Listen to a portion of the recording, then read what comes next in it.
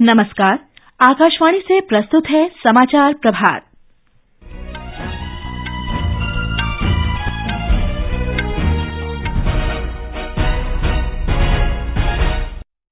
गुजरात में विधानसभा चुनाव के पहले चरण के लिए प्रचार तेज।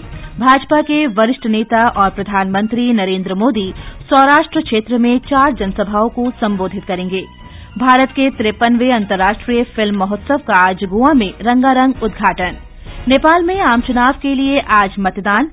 फीफा फुटबॉल विश्व कप आज शाम कतर में शुरू और भारत और मेजबान न्यूजीलैंड के बीच दूसरा T20 क्रिकेट मैच आज।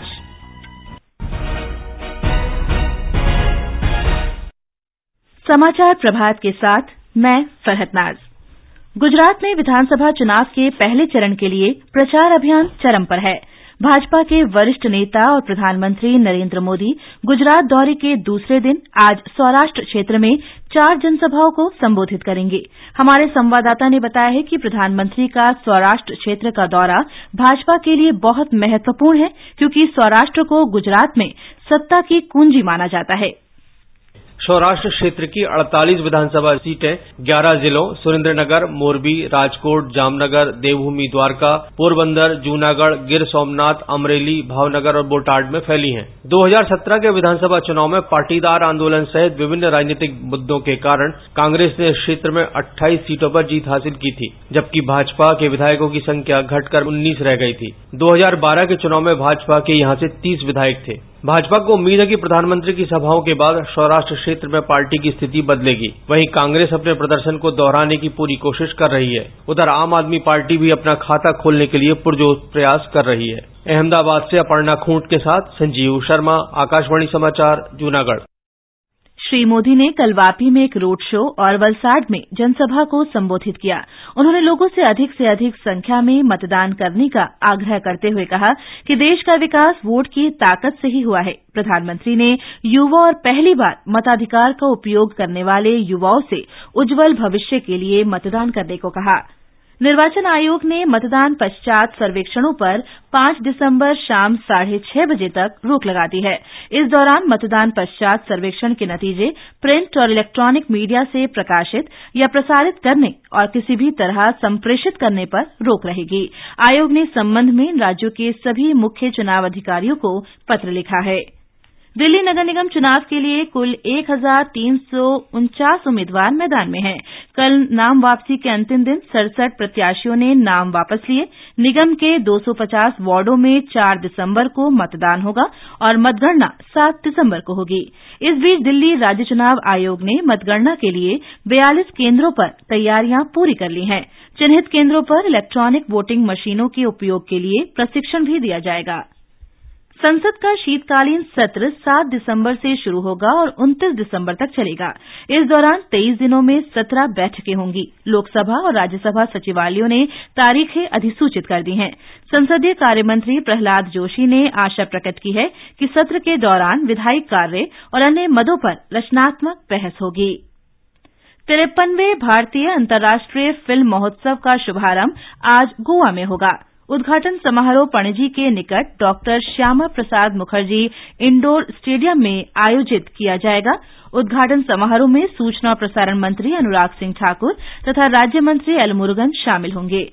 इसमें मृणाल ठाकुर, वरुण धवन, कैथरीन तेरशास, सारा अली खान, कार्तिक आर्यन और अमृता खानविलकर जैसी कई फिल्मी हस्तियां भी शामिल होंगी। समारोह में देश भर के फिल्म कलाकार और देश विदेश के संगीत और नृत्य समूह अपनी सांस्कृतिक प्रस्तुतियां देंगे।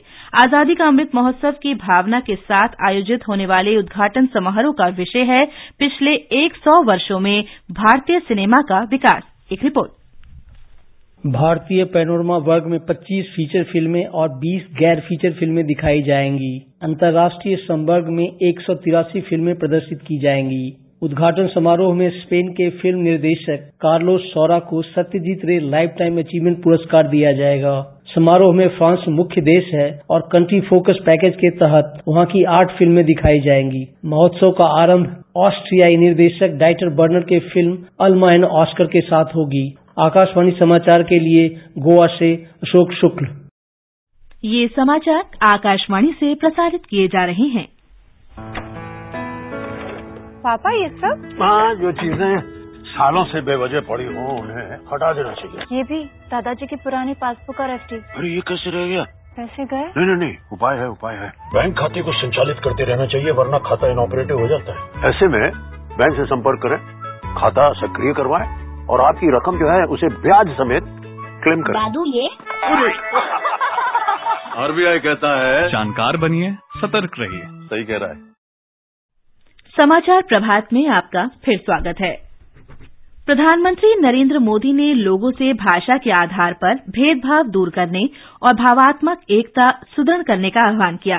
कल वाराणसी में महीने भर चलने वाले काशी तमिल संगमम का उद्घाटन करते हुए श्री मोदी ने कहा कि भारत देश नदियों, स्थानों, संस्कृति और दर्शन के समायोजन के लिए जाना जाता है और काशी तमिल संगमम इसी परंपरा को आगे बढ़ाता है।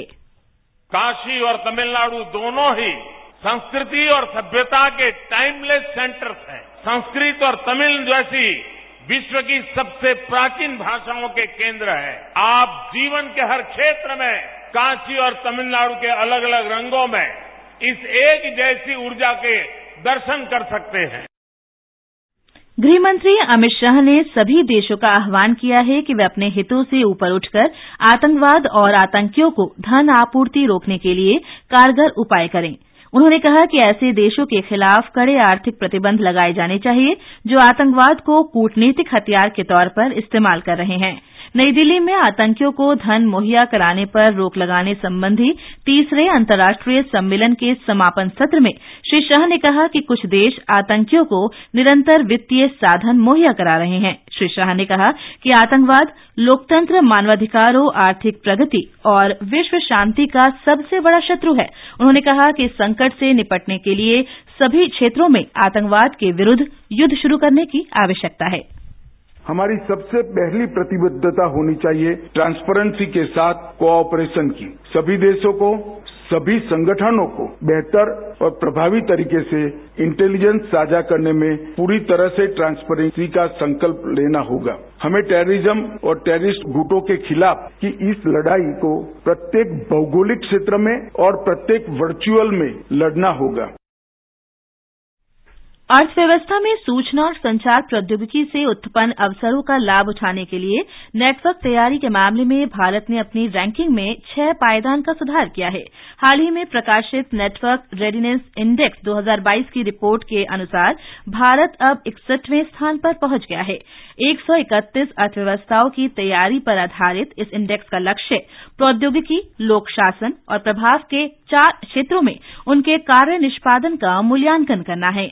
भारत ने न केवल अपनी रैंकिंग में सुधार किया है बल्कि 2021 की तुलना में अधिक अंक भी हासिल किए हैं। भारत ने आर्टिफिशियल इंटेलिजेंस टैलेंट में पहला स्थान और घरेलू और अंतर्राष्ट्रीय इंटरनेट सेवा के मामले में मोबाइल ब्रॉडबैंड इंटरनेट में दूसरा स्थान हासिल किया है। देश में उचित दर की दुकानों की वित्तीय स्थिति में सुधार के लिए राज्य और केंद्र शासित प्रदेश अतिरिक्त राजस्व धाराओं का पता लगाएंगे।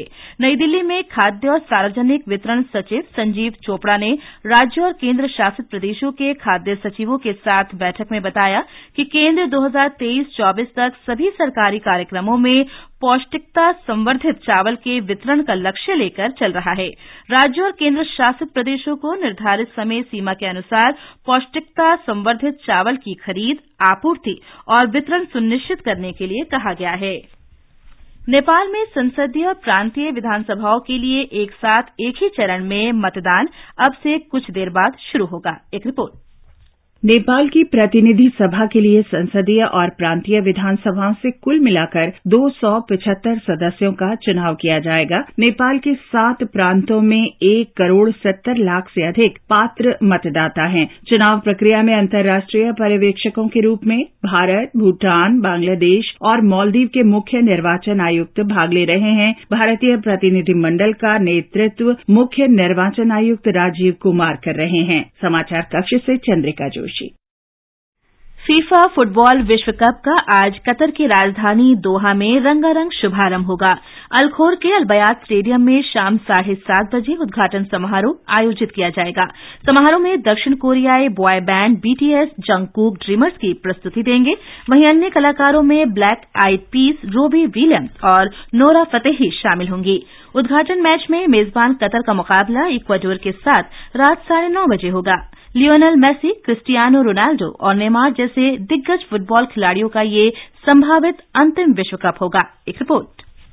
मेसी की कप्तानी में अर्जेंटीना की टीम 2014 विश्व कप के फाइनल में पहुंची थी। 35 वर्षीय मेसी ट्रॉफी जीतकर अंतर्राष्ट्रीय फुटबॉल से शानदार तरीके से विदाई लेना चाहेंगे। 37 वर्षीय क्रिस्टियानो रोनाल्डो कतर में अपना 5वां विश्व कप खेलने उतरेंगे। ब्राजील के स्टार स्ट्राइकर नेमार का ये तीसरा और आखिरी विश्व कप होगा। जर्मनी के थॉमस मुलर, पोलैंड के रॉबर्ट लेवानडोव्स्की, जर्मनी के मैनुअल नोयर, फ्रांस के करीम बेंजेमा, अर्जेंटीना के एंजेल डी मारिया और बेल्जियम के केविन डी ब्रूने भी अपने अंतिम विश्व कप में शानदार खेल के साथ प्रशंसकों का दिल जीतने की कोशिश करेंगे। समाचार कक्ष से सिद्धार्थ सिंह। उपराष्ट्रपति जगदीप धनखड़ विश्व कप के उद्घाटन में भारत का प्रतिनिधित्व करेंगे। विदेश मंत्रालय ने बताया है कि भारत और कतर के बीच व्यापार, सुरक्षा, स्वास्थ्य, शिक्षा और अन्य क्षेत्रों में बहुआयामी साझेदारी के साथ घनिष्ठ और मैत्रीपूर्ण संबंध हैं। पिछले वित्त वर्ष में दोनों देशों के बीच 15 अरब अमरीकी डॉलर से अधिक का द्विपक्षीय व्यापार हुआ था। उपराष्ट्रपति भारतीय समुदाय से भी मुलाकात करेंगे। भारत और मेजबान न्यूजीलैंड के बीच दूसरा टी20 क्रिकेट मैच आज दोपहर 12 बजे से बेओवल मैदान में खेला जाएगा। आकाशवाणी से इस मैच का आंखों देखा हाल 11:30 बजे एफएम रेनबो, इंद्रप्रस्थ और अतिरिक्त मीटरों पर प्रसारित किया जाएगा। 3 मैचों की श्रृंखला का पहला मैच वेलिंगटन में बारिश के कारण रद्द कर दिया गया था। आज विश्व बाल दिवस है। इस अवसर पर बाल अधिकार संरक्षण आयोग बाल कल्याण समितियों के अध्यक्षों और सदस्यों के लिए प्रशिक्षण मॉड्यूल और बच्चों की देखभाल के नियम लागू कर रहा है। ये प्रशिक्षण मॉड्यूल और नियम बाल कल्याण समितियों और जिला बाल संरक्षण अधिकारियों की संशोधित भूमिका को देखते हुए तैयार किए गए हैं। पंचायती राज मंत्रालय ने ग्राम पंचायतों की भागीदारी बढ़ाने के लिए राष्ट्रीय पंचायत पुरस्कार के लिए ऑनलाइन नामांकन की आज अंतिम दिन है। शेष शाम ग्राम पंचायतें वेबसाइट www.panchayataward.gov.in पर आवेदन कर सकती हैं। ये समाचार हमारी वेबसाइट newsonair.gov.in/hindi पर भी उपलब्ध हैं। और अब समाचार पत्रों की सुर्खियों के साथ हैं मुनीश शर्मा। वाराणसी में आयोजित तमिल संगमम के उद्घाटन अवसर पर प्रधानमंत्री नरेंद्र मोदी के इस भावनात्मक वक्तव्य को सभी अखबारों ने सचित्र प्रकाशित किया है, जिसमें हिन्दुस्तान लिखता है, प्रधानमंत्री ने भावनात्मक एकता पर दिया जोर, कहा भाषा भेद से ऊपर उठना होगा। जनसत्ता की सुर्खी है, अनंत संभावनाओं को समेटे है काशी तमिल संगमम। हरिभूमि ने प्रधानमंत्री के शब्दों को कुछ यूं बयां किया है, काशी तमिलनाडु दोनों शिवमय और शक्तिमय, यहां संगमों की महिमा अपार। दुनिया में फुटबॉल के सबसे बड़े मेले फीफा का आज से आगाज होने की खबर सभी अखबारों के मुखपृष्ठ पर है। नवभारत टाइम्स की सुर्खी है, दुनिया गोल, फुटबॉल गोल और आज से गोल ही गोल। कई फिल्मों और टीवी शोज का हिस्सा रही मशहूर अभिनेत्री तबस्सुम गोविल के निधन का समाचार सभी अखबारों ने प्रकाशित किया है। दैनिक जागरण की सुर्खी है, मुस्कुराहटें बिखेरने वाली अभिनेत्री तबस्सुम का निधन। नई दिल्ली में प्रगति मैदान में चल रहे 41वें अंतर्राष्ट्रीय व्यापार मेले में उमड़ी भीड़ की खबर भी लगभग सभी अखबारों ने एक समाचार के तौर पर प्रकाशित की है और हिन्दुस्तान की सुर्खी है, 80,000 तक पहुंची एक दिन में मेले में पहुंचने वालों की संख्या। विश्व बाल दिवस की पूर्व संध्या पर कल नीला हुआ राष्ट्रपति भवन और इंडिया गेट। दैनिक भास्कर ने ये सचित्र समाचार प्रकाशित किया है। हिन्दुस्तान ने चिंता विषय से लिखा है, धरती गर्म होने से लू और बाढ़ का खतरा बढ़ा। आईआईटी गांधीनगर के शोध की खबर को कुछ अखबारों ने भी अपनी सुर्खी बनाया है। और अब अंत में मुख्य समाचार एक बार फिर। गुजरात में विधानसभा चुनाव के पहले चरण के लिए प्रचार तेज। भाजपा के वरिष्ठ नेता और प्रधानमंत्री नरेंद्र मोदी सौराष्ट्र क्षेत्र में 4 जनसभाओं को संबोधित करेंगे। भारत के 53वें अंतर्राष्ट्रीय फिल्म महोत्सव का आज गोवा में रंगारंग उद्घाटन। नेपाल में आम चुनाव के लिए आज मतदान। फीफा फुटबॉल विश्व कप आज शाम कतर में शुरू और भारत मेजबान न्यूजीलैंड के बीच दूसरा T20 क्रिकेट मैच आज। इसके साथ ही समाचार प्रभात का ये अंक समाप्त हुआ। नमस्कार।